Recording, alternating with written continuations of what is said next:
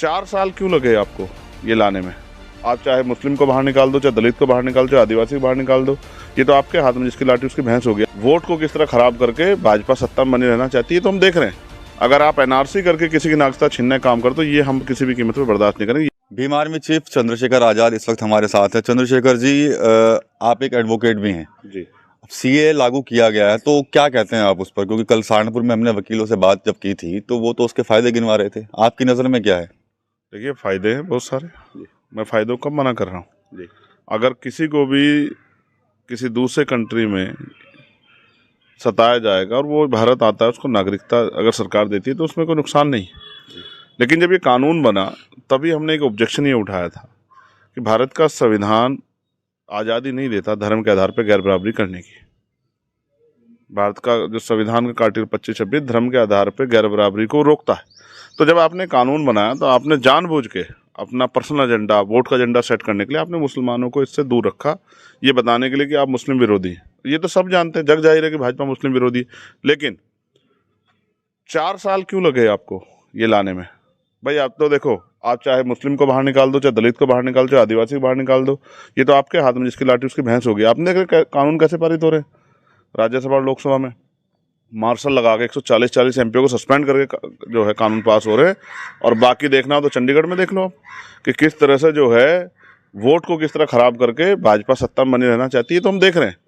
तो सीए के आधार पर अगर आप किसी को वोटिंग राइट नागरिकता देते हो हम उसका स्वागत करते हैं। लेकिन अगर आप एनआरसी करके किसी की नागरिकता छीनने का काम कर तो ये हम किसी भी कीमत पर बर्दाश्त नहीं करेंगे। यही हमने पहले कहा था। हम सीए से ऑब्जेक्शन नहीं कर रहे हैं। सीए पे ऑब्जेक्शन हमारा ये है कि धर्म के आधार पर गैर बराबरी नोकते सभी को रखा जाता। अगर आप मानते हैं मुसलमान भी कई जगह प्रताड़ित हैं, मुसलमान पाकिस्तान में प्रताड़ित हैं, बांग्लादेश में प्रताड़ित हैं, अफगानिस्तान में भी कुछ मुसलमान प्रताड़ित होंगे। तो वो जो वसुधैव कुटुंबकम का नारा आप लगाते हो वो क्या वो बिना मुसलमान के है क्या? आप बाहर के सिखों के जाके तो गले मिलते हो, यहाँ के अपने देश के मुसलमान क्या पीड़ित मुसलमानों के बारे में तो एक सब नहीं होता। क्या क्या जुल्म नहीं हो रहा है? हल्द्वानी में देखो आप कितना जुल्म हुआ। मुझे एक साथी ने वहाँ बताया कि 5 दिन जो है प्रशासन ने वहाँ का पानी बंद कर दिया, 5 दिन भूखे प्यासे रहना पड़ा। कितना जुल्म हो रहा है? आपने देखा दिल्ली में क्या हुआ? दिल्ली में जिस तरह से नमाज में सजदा करते हुए मुस्लिम भाइयों को जिस तरह से लात मारी गई, आप समझते हैं? मैं ये कह रहा हूँ अगर किसने अवरोधक पैदा किया, सड़क व्यवस्था खराब किया, आप मुकदमा लिख के जेल भेज दो, आप कार्रवाई करो जो भी जिस धारा में बनती हो। लेकिन आप लात मार के क्या साबित करना चाहते हो? दिल्ली पुलिस किसके अकॉर्डिंग हम नहीं जानते हैं। कौन दिल्ली पुलिस का ये सह दिया है कि जाके मारो लात और पूरे देश में दिखाओ कि मुसलमानों की हैसियत क्या है? ये जुल्म हम किसी कीमत पर बर्दाश्त नहीं करेंगे। अगर मुसलमानों के साथ अत्याचार होगा, उन पर जुल्म होगा, तमाम तरह की जो उनके जो हैं कारोबार है और तमाम तरह की उनकी जो है धार्मिक स्थल पर अगर उंगली उठेगी तो चंद्रशेखर आजाद जान की बाजी लगा देगा, किसी भी कीमत पे मुस्लिम भाइयों को अकेला नहीं छोड़ेगा। ये बात आप मेरी याद रखना। और मैं आपके माध्यम से सरकार को चेतावनी देते कह रहा हूँ कि हर चीज़ की एक सब्र की सीमा होती है। अगर किसी को भी मजलूम को, कमज़ोर को सताया जाएगा, चाहे वो सिख हो, चाहे वो क्रिश्चन हो, चाहे वो बौद्ध हो, चाहे देश की कोई भी महिला हो, या अगर वो मुसलमान है और मुसलमान के साथ आप धर्म के आधार पर गैर बराबरी करोगे तो ईंट सेंट बजा देंगे। सरकार इस बात को याद रखे। सीए को लेकर लेकिन सर मुस्लिम समुदाय तो काफी खुश है, मिठाई भी बांट रहे हो, तो फिर कुछ लोग ही हैं, चंद लोग जो विरोध कर रहे हैं। नहीं, कोई नहीं विरोध कर रहा है। मैंने कहा ना कि उन्होंने धर्म के आधार पर गैर बराबरी करके वोटों का पोलराइजेशन करने के लिए किया। आप महसूस करो वो सीए को अचानक से क्यों लाए, इसके पीछे भी एक बड़ा रीजन है। उनके एक बड़े नेता ने जो आरएसएस की छिपी पॉलिसी है जिसमें उन्होंने कहा कि हम इस देश के संविधान को बदलना चाहते हैं, इसलिए हमें 400 सीट चाहिए। आनंद हेगड़े, पहले तो उनका दिमाग ठीक नहीं है, उनका दिमाग ठीक हो जाना चाहिए। अगर ये लोकतंत्र में चुनाव हो रहा है ये भी संविधान के जरिए हो रहा है। प्रधानमंत्री अगर मोदी जी बने तो संविधान के जरिए बने। लेकिन मैं भाजपा को ये भी चेतावनी के साथ कहना चाहता हूँ कि गलतफहमी दिमाग से निकाले। इस देश में संविधान को बचाने वाले लोग की संख्या 100 करोड़ से ज़्यादा है। अगर वो उनको पता था जब उन्होंने ये बात कही और जिस तरह से हमने चर्चा कराई और विरोध किया, दर्ज कराया, तो उनको लगा कि गाँव में जो अम्बेडकरवादी लोग हैं, जो दलित पिछड़े वर्ग के लोग हैं, वो उनको घुसने भी नहीं देंगे। वो उनको गांव में घुसने भी नहीं देंगे भाजपा के लोगों को चुनाव में। इसलिए उन्होंने डर के एजेंडा बदलने के लिए ये सीए तत्कालिक लिया है। वरना असल बात याद ये है, कभी भाजपा के लोगों ने संविधान को स्वीकार ही नहीं किया। जीते जी बाबा साहब अम्बेडकर की शव यात्रा निकालने वाले भाजपा के लोग, आरएसएस के लोग कब से दलित हितैषी हो गए? वो दलितों के, पिछड़ों के, ये संविधान है। विकास भाई, भाजपा तो सबसे बड़ा दलितों का हितैषी बता रही है खुद को। देखिए, ये संविधान है जिससे पाल का, प्रजापति का, कश्यप का, सैनी का, मौर्य का, शाक्य, कुशवा का, लुनिया का, चौहान का, जाट का, गुजर का, चमार, वाल्मीकि, पासी, धोबी, कोरी, खटीक का बच्चा, विश्वकर्मा का बच्चा, सैनी का बच्चा, सैन का बच्चा, जो कुर्सी पे बैठने लगा, इस संविधान की देन, भाजपा इससे चिढ़ती है। भाजपा चाहती है कि गुलामों जैसी जिंदगी जिए। आज अगर इन वर्गों को नौकरी मिली है, दलित पिछड़े वर्ग के लोगों को, तभी इनकी जिंदगी बदलाव हुआ है, वरना आज़ादी जब मिली उसके बाद बहुत कुछ लोगों के जीवन में बदलाव नहीं हुआ। एक सरकारी नौकरी के अलावा कुछ नहीं है। जिन पे जमीन नहीं थी जमीन नहीं मिली, जिन पे रोजगार नहीं था रोजगार नहीं मिला, जिन पे उद्योग नहीं थे उद्योग नहीं मिले, तो गरीब इस देश में भूखा नंगा रहेगा। दलित पिछड़े वर्ग के लोगों को, आदिवासी मुसलमानों को भूखा नंगा रखना चाहते हो इस देश में? ये नहीं चलेगा। आप कह रहे हो हितैषी हैं, कैसे हितैषी हैं? सुप्रीम कोर्ट ने कहा प्रमोशन रिजर्वेशन लागू होना चाहिए, सरकार दे सकती है, क्यों नहीं दिया? दलित कर्मचारियों का शोषण तो होता, लेकिन उनको अगर रोस्टर का फायदा मिलता, जो सुप्रीम कोर्ट ने भी 16(4)A में ऑर्डर किया कि मिलना चाहिए प्रमोशन इन रिजर्वेशन, जो हम दिला के रहेंगे, तो दलित कर्मचारियों को, और हम तो कह रहे हैं पिछड़े वर्ग के कर्मचारियों को मिलना चाहिए, लेकिन वो क्यों नहीं किया भाजपा ने? भाजपा सिर्फ 2 किलो 4 किलो राशन देके हमारी वोट छीनना चाहती है। असल सच्चाई ये है, पहले चुनाव से पहले रात के अंधेरे में कोई आता था पैसे पे वोट खरीदने के लिए, अब वो राशन और सुविधा देके चुनाव से पहले वो वोट खरीदने का इंतजाम है। ये वोट बाबा साहब अम्बेडकर ने हमें गुलामी से मुक्ति के लिए दी है। ये वोट हमें बाबा साहब अम्बेडकर के 4-4 बच्चों को कुर्बानी से मिली। ये वोट इतनी आसान नहीं है कि किसी को भी दे दो, राशन में दे दो। ये वोट हमें शासन करने के लिए दी है, क्योंकि आज़ादी से पहले जिन जातियों का मैंने आपको जिक्र किया, जो शेड्यूल कास्ट पिछड़े वर्ग की जातियाँ, इनको कोई कुर्सी पे बैठने नहीं देता था। ये वर्ग के लोग भी कुर्सी पे बैठे हैं, पॉलिसी का हिस्सा बने।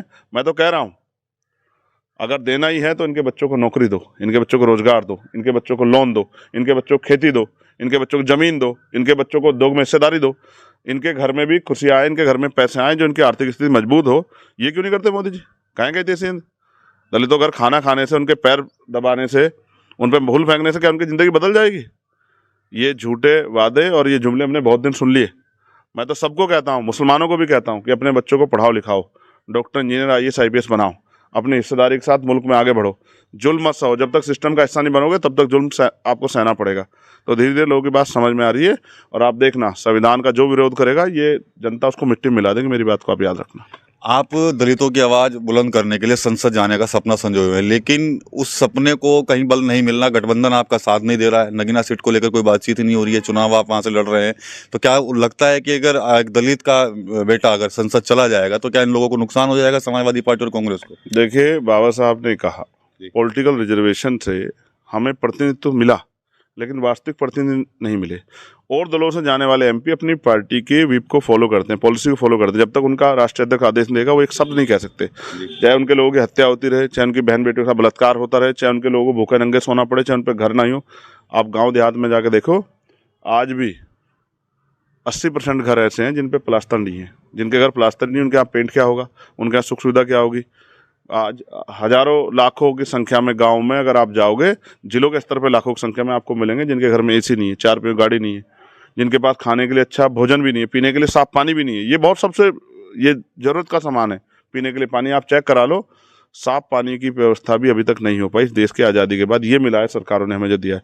अब गठबंधन की बात कर रहे हो, देखो भाई, जनता से गठबंधन हमने किया, मेहनत से गठबंधन किया, और हमें विश्वास है कि हमारे साथी भी नहीं चाहेंगे कि अगर दलित पिछड़े वर्गों की, बहुजन समाज को मजबूत आवाज़ खड़ी हो रही हो, जो CBI ED इनकम टैक्स से डरती हो, जो जेल मुकदमे डरती हो, वो उसको रोकना नहीं चाहेंगे। वो भी समझ जाएंगे धीरे धीरे इस बात को, क्योंकि समाज भी देख रहा है, पूरे देश का दलित समाज, पिछड़ा समाज, आदिवासी समाज, माइनॉरिटी का समाज, सब मुसलमान, सिख, क्रिश्चियन देख रहे हैं कि चंद्रशेखर आज़ाद अगर आगे बढ़ के आएगा तो इससे हमारी एक मजबूत आवाज़ जाएगी जिसको रोका नहीं जा सकता। तो मुझे नहीं लगता कोई इसको रोकने का काम करेगा। अगर कुछ ऐसा होगा भी तो जनता उसको जिताने का काम करेगी। जनता ही मालिक है लोकतंत्र में। हम तो जनता के बीच जा रहे हैं। हमने वहाँ बूथ कमेटियाँ बनाई है, 400 ज़्यादा। मैंने व्यक्तिगत मीटिंग की है, हर जाति धर्म के लोगों का हमें वोट मिल रहा है। हमारी बहुत सारी मीटिंगें हो रही हैं, हमारे सैकड़ों की संख्या में नेता हमारे लगे हुए हैं, और हमें जुल्म भी सहना पड़ रहा है वहाँ। हमारे साथ सरकार के आदेश पे पुलिस और प्रशासन के लोग हमारे कार्यकर्ताओं डिस्टर्ब भी कर रहे हैं, वो भी हमें सहना पड़ रहा है, लेकिन हम इससे नहीं डर रहे हैं। हम मेहनत कर रहे हैं, और मेरा मानना है जब तक आदमी अपने लिए मेहनत नहीं करेगा तब तक कोई रास्ता आगे नहीं खुलेगा। ठीक है, 15 मार्च को एक प्रोग्राम रखा गया है नगीना में, क्या कुछ गठबंधन को झटका देंगे या भाजपा को झटका देंगे वहाँ पर? देखिए, मैं तो हमेशा से चाहता था कि भारतीय जनता पार्टी की जो पॉलिसी है, अगर वो सरकार में आएंगे तो उस पॉलिसी को लागू करेंगे, और वो पॉलिसी यही है कि ये मुल्क संविधान विहीन हो जाए। वो जिस तरह से देश को चलाना चाहते हैं, गुलाम बना के लोगों को, उस तरह से चलाएं। जिस तरह से उन्होंने सरकारी सिस्टम को बेच के दलित पिछड़े वर्गों के लोगों को जो नौकरी मिलती थी उनके सपनों को कुचल दिया। जिस तरह उनकी सरकार में पेपर लीक होते हैं, बहन बेटियां सुरक्षित हैं। आपने देखा कानपुर में 2 बच्चों को मार के लटकाया गया और बताते सुसाइड किया, जांच नहीं हुई अभी तक, लेकिन फिर उसके पिता पे इतना दबाव बनाया गया कि उसके पिता को भी सुसाइड करना पड़ा। इसका मतलब ये स्पष्ट है कि आज बहन बेटियां उत्तर प्रदेश में सुरक्षित नहीं है। तो मैं तो चाहता था देश भर में कि भाई भारतीय जनता पार्टी की सत्ता जो है वो ख़त्म हो, तो इसके लिए हम लोग प्रयास भी कर रहे हैं। लेकिन मेरा ये मानना है कि अभी तो मैं नगीना के लोगों की आवाज़ बनने के लिए 15 तारीख की हमारी रैली है, क्योंकि हमारी पार्टी का स्थापना दिवस है और मेरे गुरु मान्यवर काशीराम साहब की जयंती है।